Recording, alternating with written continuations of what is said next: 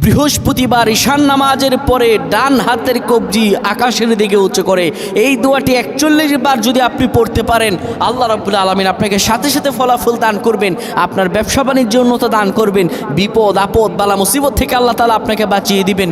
যত রিজিক আপনার প্রয়োজন হয় আল্লাহ তাআলা আপনাকে গায়বী রিজিক দান করবেন।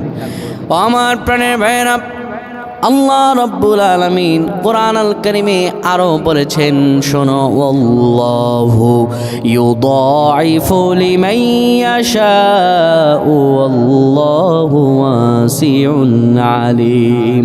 আল্লাহ রাব্বুল আলামিন বলেন, বান্দারে আমি আল্লাহর পরিচয় জানো, আমি আল্লাহ তো প্রাচুর্যের অধিকারী। তুমি যদি বৃহস্পতিবার কেউ যদি ঈশান নামাজের পরে সুন্দরভাবে ওযু করে আঙুল শাহাদাত আঙুলকে, ডান হাতের আঙুলকে এভাবে উঁচু করে আকাশের দিকে তাকিয়ে পড়ে ইয়াদাল জালালি ওয়াল ইকরাম ৪১ বার পাঠ করে ১০ বার দুরূদ শরীফ পড়ে আল্লাহর কাছে দোয়া করে, আল্লাহর কাছে দোয়া করতে দেরি হবে, আমার রব মহান, আমার রব দয়াময় আল্লাহ রব্বুল আলামিন তার দোয়া কবুল করতে বিন্দু পরিমাণও দেরি করবেন না। আল্লাহুম্মা আমিন।